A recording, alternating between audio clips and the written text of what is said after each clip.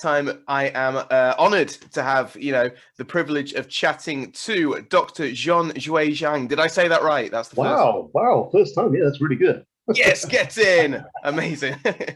Thank you so much for coming on.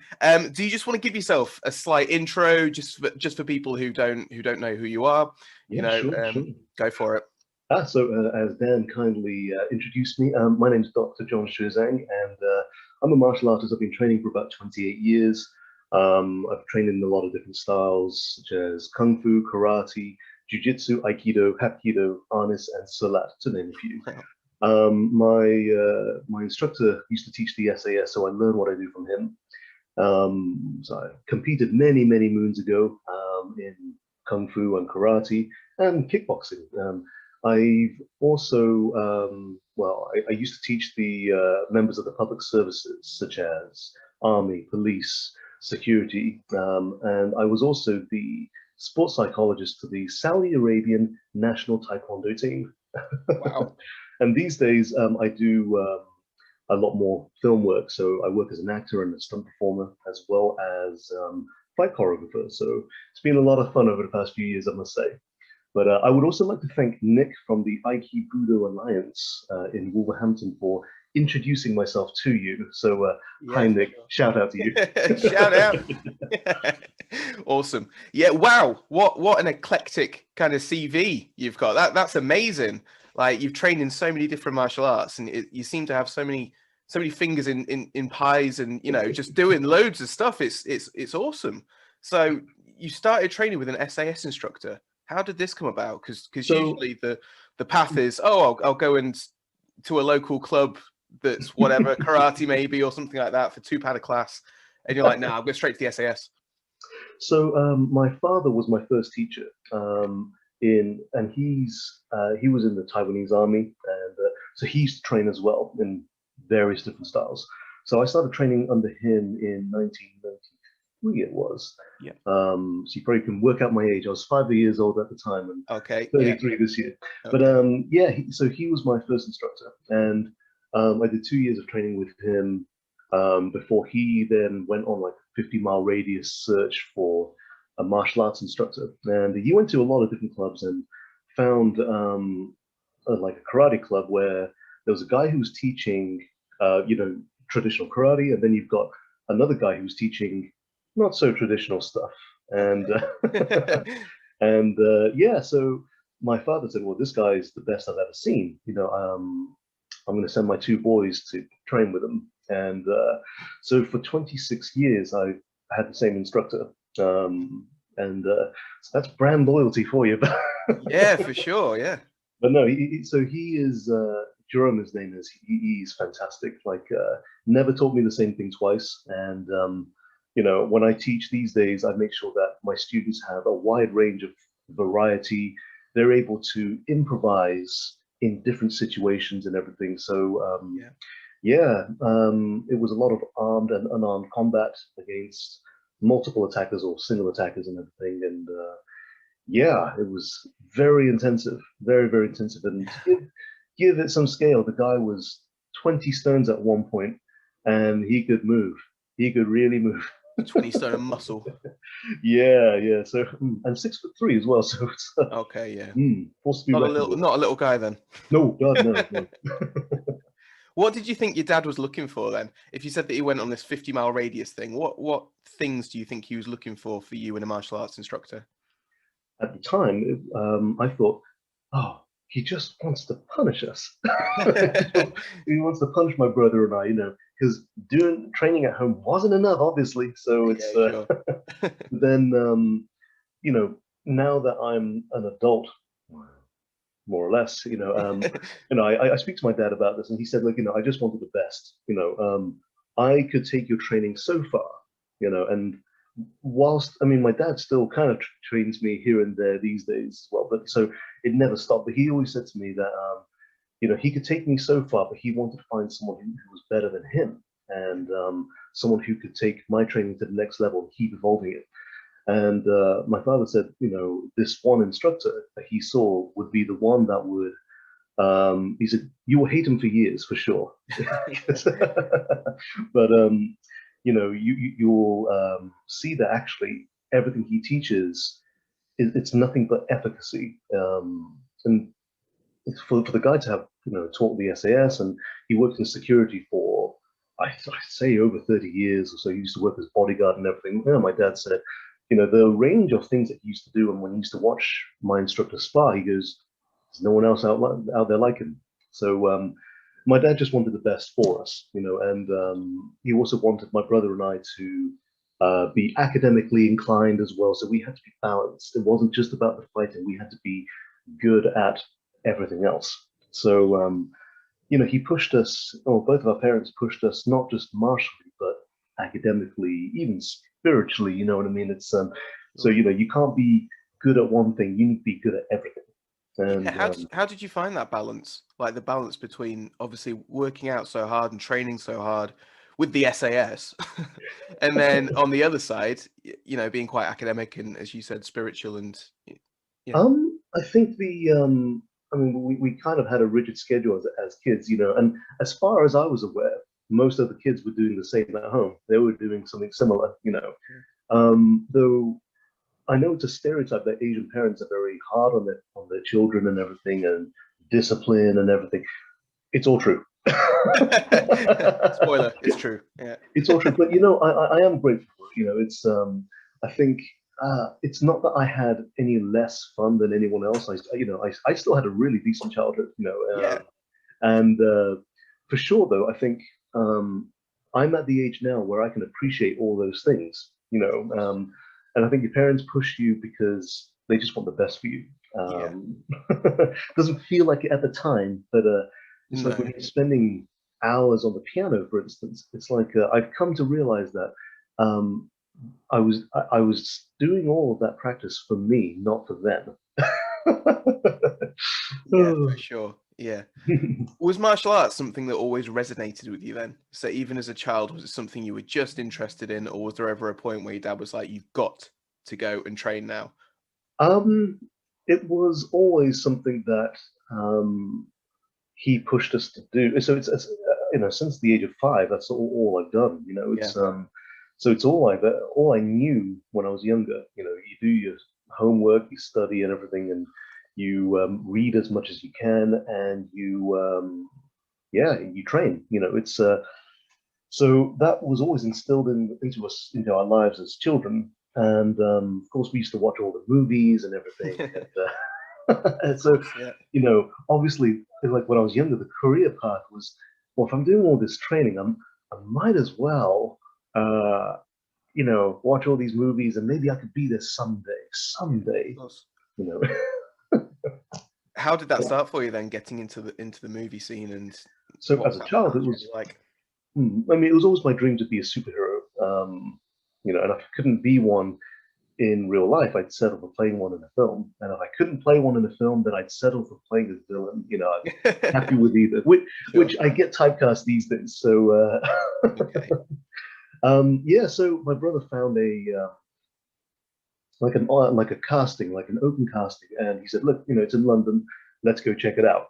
It might be nothing, but They took some photos of us and everything, and then they said, "Oh, we'll call you back." And got the call back for an audition at Shepperton Studios. It was huge. It was I'd never done anything like this before. That's the big one, Shepperton. Yeah, absolutely. Shepperton, Pinewood, Leavesden. Yeah, they're huge. And it was for 47 Ronin, which is a Keanu Reeves movie. And the choreography that we had to learn was great. It was different to what I was used to because, obviously you need to practice control, which is something that I've had, but it's like you're aiming not to hit each other, just look as if you are, and you got to play off the other guys. Well, you're not trying to kill him, you're trying to make each other look good, and so that was slightly different for me. So it's a bit of an adjustment, but. So martial arts generally splits into 3 categories. You've got fighting, performance, and health. And I think at one stage or another, we do all 3 of those. So I thought, okay, I'm just tweaking what I already do, and And yeah, from that point onwards, I moved from different film set to different film set, different project to different project. But I always had a full-time job during my film career and everything. Okay. So I've always worked your 9 to 5 and everything, and just because film work isn't something that, unless you are at a certain stage in your life, for instance, in your career, film work is just as and when it kind of happens. You might get a call every couple of months. So it's not the So same stability that you. no, no, no.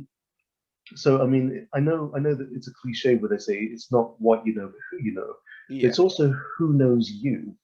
Yeah. So for different projects, I've had the same stunt coordinator. He might call me back for different projects. So Sure. on 47 Ronin, there was a guy called Vincent who called me back for 24, Doctor Strange, and so I worked with him a few times, and Perfect. Cool. it's good fun. What's the process like then of filming a fight scene, or what's the process like of learning choreography? Do you go through it step by step? Is it quite a quick process? Is it kind of jumping in with both feet and you push straight into the deep end, or is it built up slowly? So it is like if you generally have a rehearsal, so you come in and everything, and they teach you the moves and everything. You just rehearse and rehearse and rehearse. I mean, I did a 4 month shoot where we rehearsed for about 2 weeks before we actually started filming. Yeah. And when we started filming, we weren't even filming that scene. So up until we actually got to the fight scene a few weeks later, we were still rehearsing that as and when we could. And Yeah. yeah, so it's like it's just so that it looks like it's natural. So when you do the fight scenes, it looks like this is the first time you've done this fight scene, but every move you do looks like you've practiced it 1,000 times because you're a pro. Yeah, it's a difficult line to tread, I suppose, like a difficult Mm-hmm. balance to get. And it's also because stunt acting is still acting. So it's like when you take a hit, you still have to look as if you're taking a hit. Yeah. I know years ago, I think someone said to Jackie Chan, "Oh, I know you're not scared when you do the stunts, but your character is. So you Yeah, yeah. have to look scared." And but I'm pleased to say that any stunt I ever did, I was scared for every one of them. Which No, so part of your martial arts training do you think fit the best into the stunt work? As you said, there's the health side, the physical mm, side, the fighting side, and then the performance side. So which element of your martial arts, whether it's Hapkido, Aikido, Jiu-Jitsu, oh, Silat, etc., which bit fit best into the performance side for you? I think it's a combination of a few because it's like Hmm. in terms of the say the fighting side, you've got more of the boxing, kickboxing kind of Yeah, movements, bit of Muay Thai. You might do some clinching, and when you get taken down, there's a bit of judo. So you need to know how to fall, yeah, and you need to and it's you got distancing as well. But it's also sometimes they want your character might come from a different style. For instance, your character might have a karate background, so yeah. it's like okay, actually, this is okay. But generally, with fight scenes, um, they don't always stick to one style. It's what works for that scene, what Right. moves work for that scene. So Yeah. it's like in the Born Identity, for instance. It's a mixture of different things. There's a lot of Filipino Yeah. martial arts influence there. Um, but I think sometimes in films they just pick and choose what looks best for that scene. For me, Eclectic it's just mix, stick it in and yeah, yeah. absolutely. I mean, but I think break falling is a huge thing to know. Oh, most definitely. Yeah, yeah. Yeah, and the This is thing coming is, from the guy who's just released a breakfalling course online, so you're preaching to the choir on this one for sure. that's fantastic. Yeah. I will need to check that out. There you go. But it's like when you are if you're on a wire, for instance, it's a little harder because you can't control where it is you're falling, and I bet, yeah. but you do have a team of people who are doing that for you. But you are less in control. You just have to react to it. Yeah. Yeah, so I think with break falling for sure, that's you know, and it's the endurance as well. You need cardiovascular fitness, muscular endurance, and mental endurance because when you see it on film, one take that looks like maybe it's 3, 4 seconds where you get slammed to the ground. one, you rehearsed that for weeks, and two, on the day, you probably shot it about at least 12 times, for instance. You Wow, know what I yeah. mean? So it's having the endurance of this is the first time I'm getting slammed, even though it's at the end of the day, you're exhausted, and okay, let's go again. Like, Just okay. like it's take one again, even though it's take 12, it's got to be just like take one. Absolutely, Yeah. absolutely. And with it, after every take, the stunt coordinator might give you notes, and they'll say, "Okay, that was good, but." Always the but. Yeah, so you need to take those things into account where you know it's going to hurt, but you know this is the nature of the job, you know, and you get knocked around and everything, but you know, boy, is it worth it. Yeah, bumps and bruises, but it's a cool job at the end of the day. Absolutely, absolutely. What's been your favorite project to work on, do you think? Ooh, ooh, ooh. There's been quite a few. I mean, I think one that probably gave me most publicity was Take Me Out. Okay, yeah, yeah. Yeah. That was a lot of fun. I've done it twice. Yeah. But How'd yeah, you get on? yeah, no, I managed to get myself a date and I flew out to the Isle of Fernandez. Wow, nice. And my date, Trudy, we are still good friends to this day, which is Oh, great. perfect. That's great. Yeah. But yeah, I think in terms of, you know, I enjoy doing the Brit Awards as well. Yeah. The Gentleman with Guy Ritchie, that was Yeah.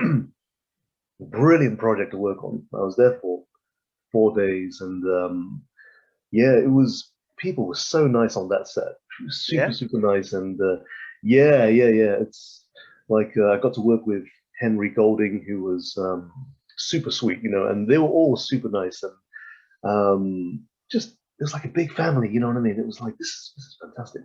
I think, but my favorite film to have worked on was The Host, which is now available on Amazon Prime and Yeah. Apple TV.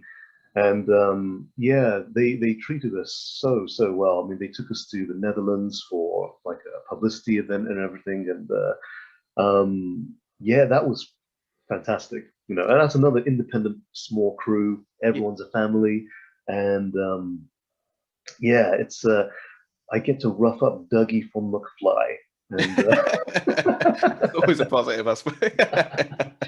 I didn't tell him this, but as I'm dragging him, he actually broke my toe. Oh, really? He got his own So back? yeah, so I need to throw him in the car. We did it maybe about 4 or 5 takes. On the first take, he stamped on my foot by accident. Uh-huh. You know, and I'm That's what he roughing him up. maintains anyway. Yeah. Yeah. On the second take, he stamped in the same place. I thought, okay. By the fifth take, I thought, yeah, nah, something's gone. Yeah. Yeah, but all good fun though. You know, it's yeah, I just you know, you love being on set. Yeah. It is long days, but boy, is it worth it. Have you ever had any bad experiences on set, or has it always been quite a positive experience in terms of the family feel? And because I can imagine the Um, pressure's quite a lot as well sometimes. there are projects where it's like, oh my goodness, these people have no idea what to do, and Right. Okay. they're kind of winging it. Yeah. And it's I've been on a few of them, and they're more independent projects, the smaller ones that, and it's like for sure they will be like, oh, I said so. Oh, they're telling you that it's all you know. There are lines, but it's not scripted, and it's all improv. I'm like, okay, Right. why are Yeah. you telling me this on the day? But okay. Or they might say something like, oh, yeah, so choreography, yeah, we'll just do it. Or on the day, I'm like, okay, that's fine. Yeah. But, you know, we need to work out safety as well as the environment. Okay. I mean, at the end of the day, I think safety is the most important thing. Yeah. So it's like, oh, so you want me to, so this guy's going to throw me over the table onto this. Okay. Yeah, it's going to be very difficult to rehearse that until we start shooting it. Yeah. And if it's low budget, for instance, you know, I don't think they take into account the safety. So that's something I'm always concerned about. But there's some projects where some bigger projects where I haven't had as much of a good time. It's like not because it's a bad production, but because everyone's really stressing out and everything, and Yeah, you need to make sure that you're always calm. You know yeah, what I mean? It's like as calm as possible. It's like you know, um, you're maybe 10 hours into the shoot, and you're getting tired. You're getting, yeah, it's just the endurance of it, and then yeah. you have to make sure that you are still easy to work with, even if it is demanding. But for the most part, I have fun. Yeah, of course. Yeah, that's the main thing. So you kind of mentioned the mental aspect then of your martial arts, and then how important you think it is, and how much the mental aspect maybe helped you in terms of the stunt work as well, and Yeah. keeping that cool, calm collectedness. So what emphasis do you put on the mental side of martial arts now, and how important do you think that is? It is so important. It's essential. It's essentially like if my body is a car, you know what I mean. It's then my mind is the driver. The Yeah, the car is only as good as the driver. yeah, So if I'm intoxicated, hmm. yeah, um, so generally I always want to be of sound mind.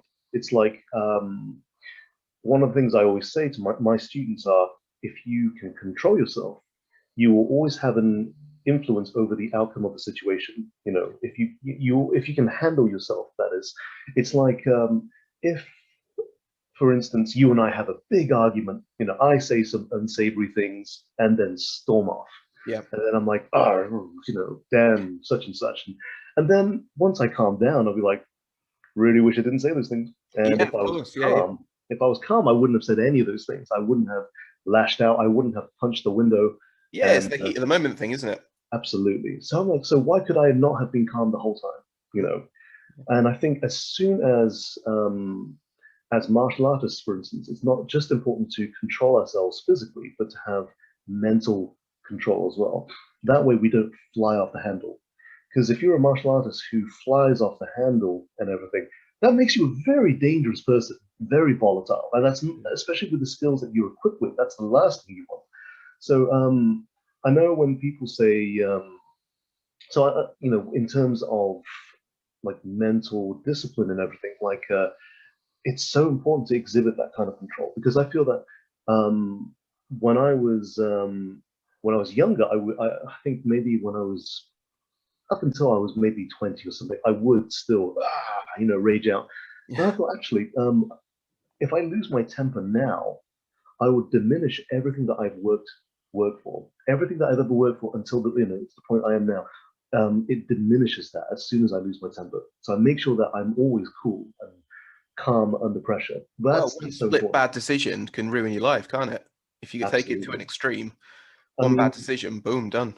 it's so true. It's like when I used to work the doors, for instance. Yeah, It's you have to not take everything personally. You can't take anything personally. And like if someone says something to you and everything and makes you, oh yeah, oh how dare you, of course the first instinct is I could end you right now.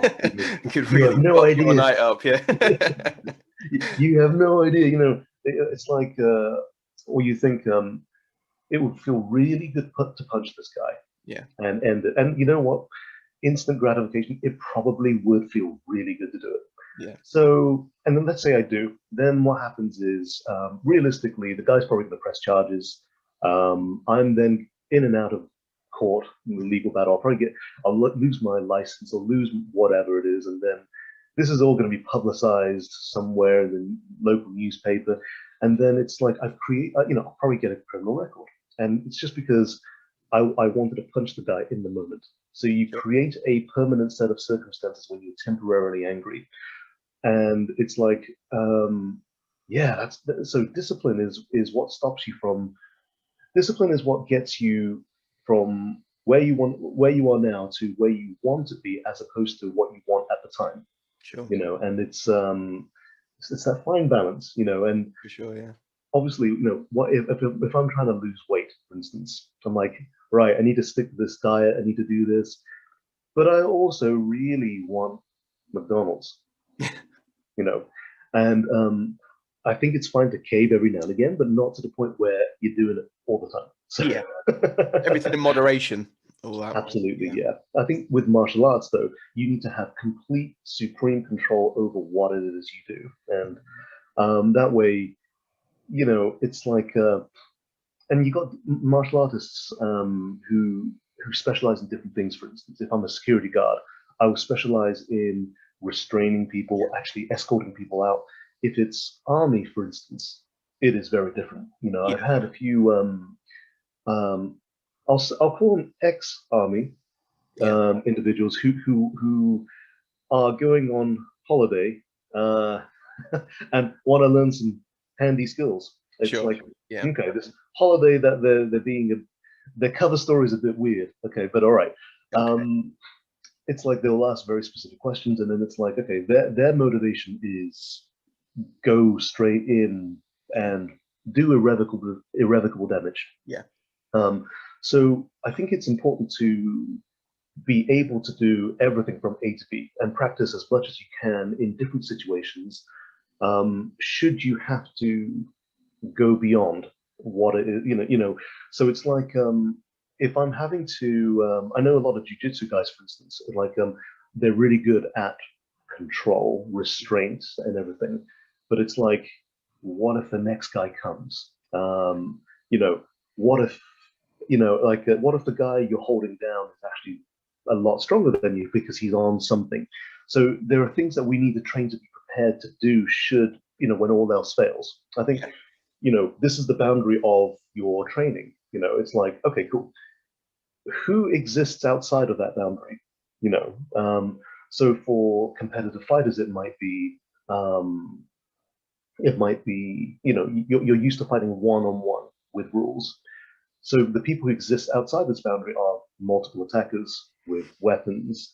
And, so I always think it's good to not only keep doing the training that you're doing, but to add a few things to complement your current training now, just in case that ever happens. Obviously, you want to avoid any kind of physical confrontation. Yeah. But I think it's always important to be open-minded to other things out there, and what's your background? Sorry. What's your So I started off in Aikido. So Fantastic. yeah, so I did 20 years of Aikido, and then after that moved into kind of the mixed martial arts side of it, a bit of the combative Fantastic. side, a bit of the self-defense, and yeah, just similar to you, I suppose, training quite a lot. And yeah, So just I think it's great that you did that, because it's like you kind of transition from one thing to another, and mm, with especially with the concept of mixed martial arts, you yeah, take what works for you and everything. yeah, And to be honest, I think it's important that I know a lot of guys, traditional guys, especially with traditional kung fu guys, they stick very rigid. No, I only ever do kung fu. I only do Chinese style. I'm yeah, like, yeah, well, yeah. actually, if China had invaded the entire world, then any martial art we would be learning would be kung fu. So I think it's important to get over the nationality of the style and learn the benefits and the merits of all these different fighting styles. Oh, for sure, definitely, yeah, So it's like, then people will say, "Oh, so John, you're freestyle then?" I was like, "No, no, no, I'm style free. It's different. It's yeah, I stay style free. So that way, you know, I'm not bound by anything." And that's something my dad saw in my instructor, where he said, "Oh, so he he's big, he's strong, he's like he's built like a bodybuilder, but he's quick. He can lock like a Korean and Japanese fighter. yeah, He's got knife and stick fighting skills and weapon skills like an Indonesian. yeah, His hands are very kung fu, but he's got karate background to it. And his kicks, there's some. He's got such good control with it. There's some elements of taekwondo. And my dad's like, I don't really know what he does, but it's great. What are you? Yeah, just that anomaly, and it's like, I think it's good to have that unpredictability as well. For sure. Because back in ancient China, for instance, it's like, as soon as two people start battling, for whatever reason, one guy will get into a stance, and the other guy will be like, "Oh, you're from this style." You're like, "Oh, great, Yeah, great, now you know." But yeah, so I always think having that unpredictability is important, especially in a real life situation. Chances are you will always have chances are you'll have the element of surprise. yeah, Because I think if someone knew that I could fight back, and fight back well, they probably wouldn't have attacked me in the first place. You're a pretty big guy, to be fair. So, I think that's deterrent enough for me. Like, nah, I haven't got size on my side, so I've got to learn other skills. Well, but you know what I mean? It's like, let's say, Yeah. I mean, I am generalizing, but let's say I see you in the street. I'm like, yeah, cool, right, all right. I'm coming for him.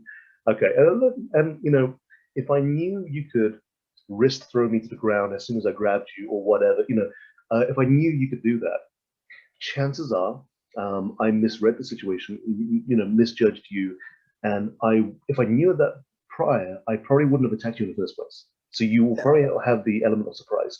Obviously, you know, there are cases where that doesn't happen as well, but for the most part, it's like with women when they get attacked, for instance, if they, you know, I've had a few of my female students who did get attacked when their awareness failed them, for instance, and they still had something up their sleeve to get away unscathed, and maybe a few scratches, but they got away okay. And but it, you know, and those guys ended up with scratches all over their faces and everything. One ended up with a broken wrist and a broken nose. I thought, well done. I mean, my student did that to them. And I thought, oh, well done, you know.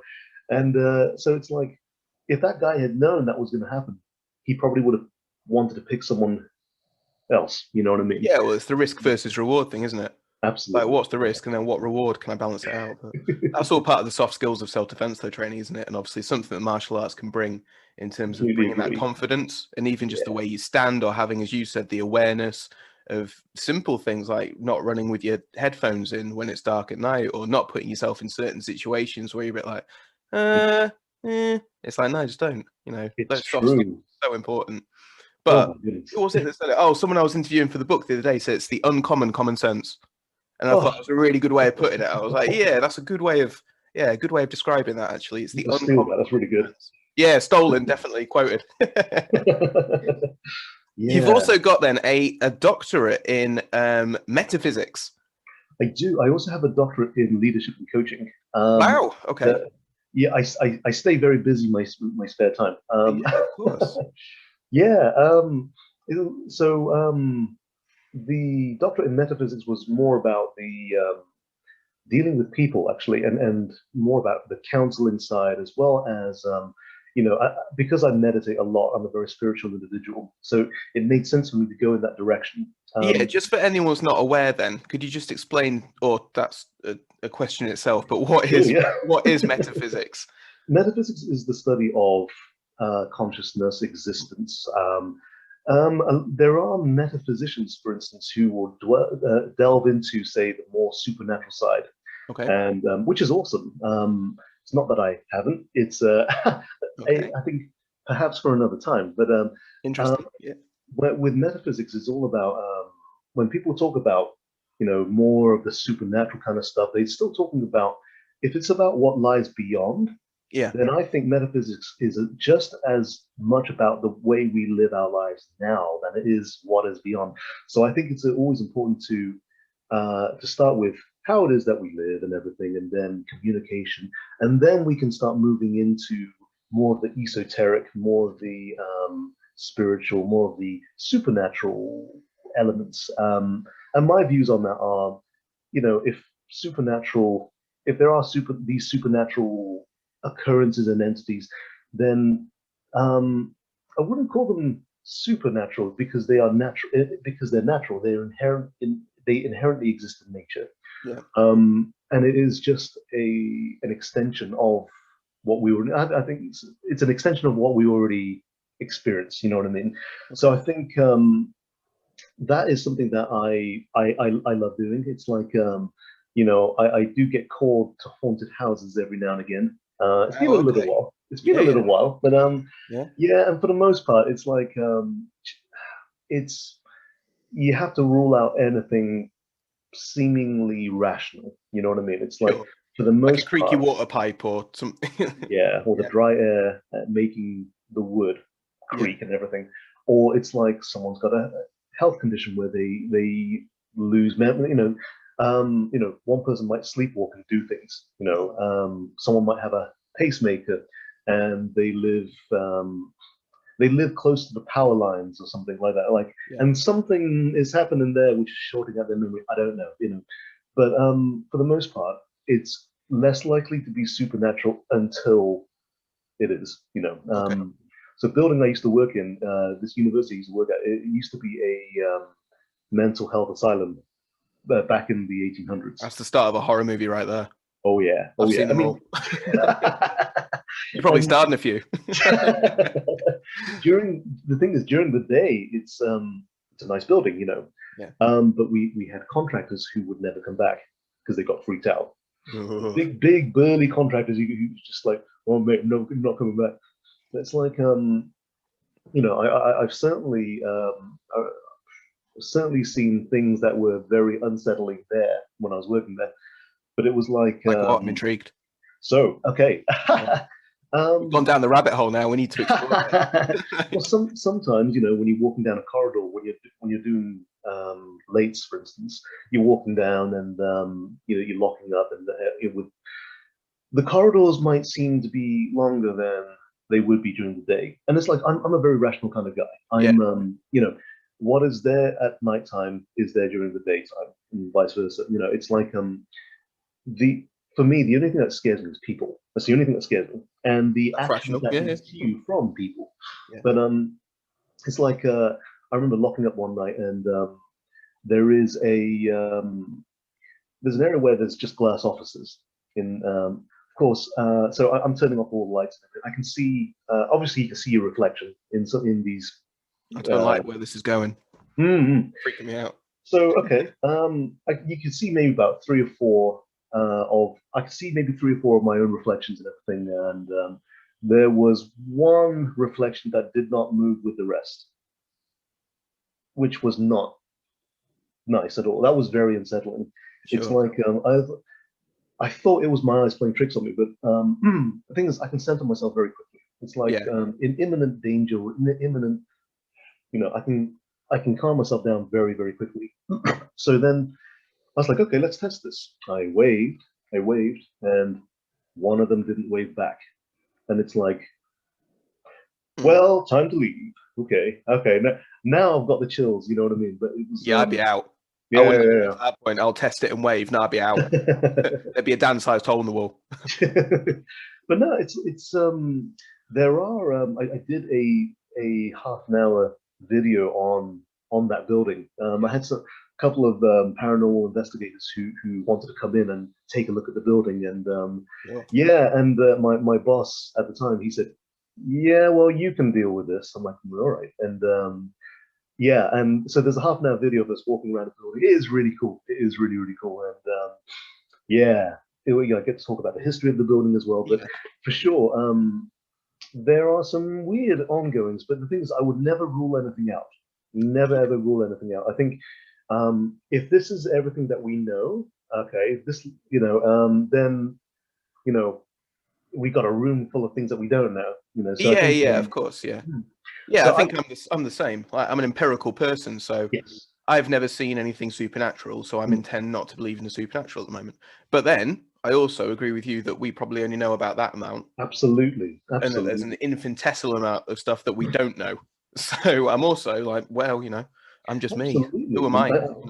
It's like I had to deal with something in the house one time where this cat came in, hissed at thin air, and then ran away. I thought, well, that's not good. you know what I mean? So sometimes you do get that. But I think the dogs stare at the wall, but there's nothing there. Yeah. What's going on? So, dude, don't do this. Yeah, exactly. Freaking me out, dog. Like, no dinner for you. But I tell you what, it's I mean, with my other doctorate, it was in leadership and coaching, which is all about.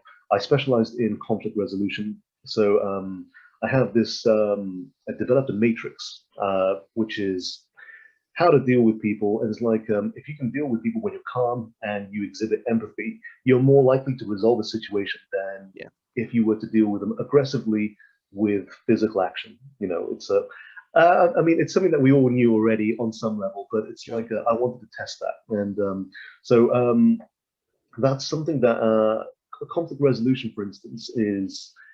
I think should be the first line of defense. And I think if that's the first line of defense, then everything else, every part of the martial arts I'm teaching, the physical side, should be when all else fails. So Yeah. when I'm teaching, I teach a lot of conflict resolution first. How to deal with people, how to compose yourself under pressure to begin with.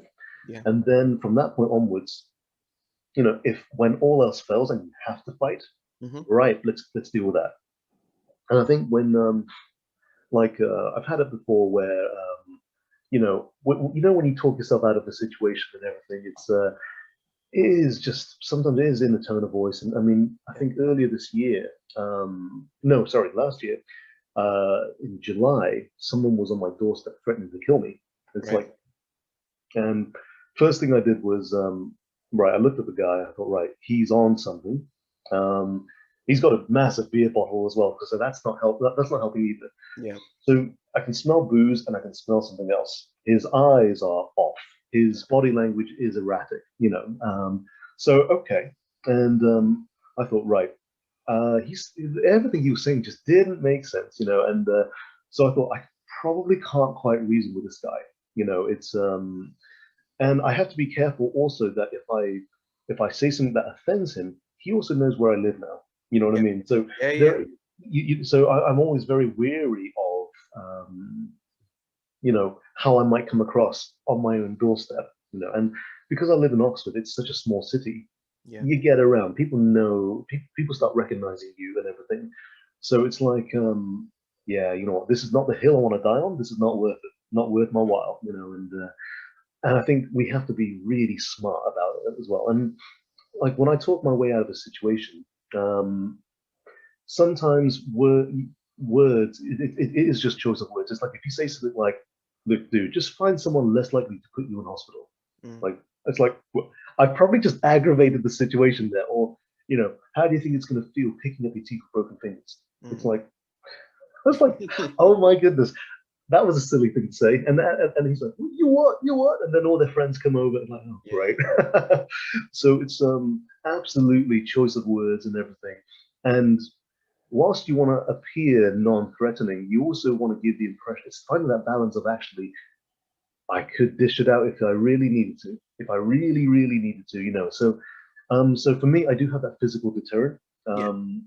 Whereas, I mean, I don't look the most friendly when I'm walking down the street, just because people leave me alone. But yeah, I think, when the police stopped me, for instance, I think during the first lockdown, because I was going out on my evening walks just to get some fresh air. Sure. And I would go at 2 or 3 in the morning just to avoid people. Yeah. Of course, police might stop you, and I never get confrontational about it. For me, it's like, yeah, no, it's fine. Like, yeah, I'm aware of how I look. I know it's late. I'm just avoiding people. Yeah, I know you stopping me isn't discrimination. It's profiling. I get it. So yeah, I'm the easiest guy to talk to. Well, that's definitely half of it, isn't it? Absolutely. Well, I think I could talk to you for absolutely hours, and I'd love to get you back on. Yeah, I'd love to get you back on at some point and discuss all this more.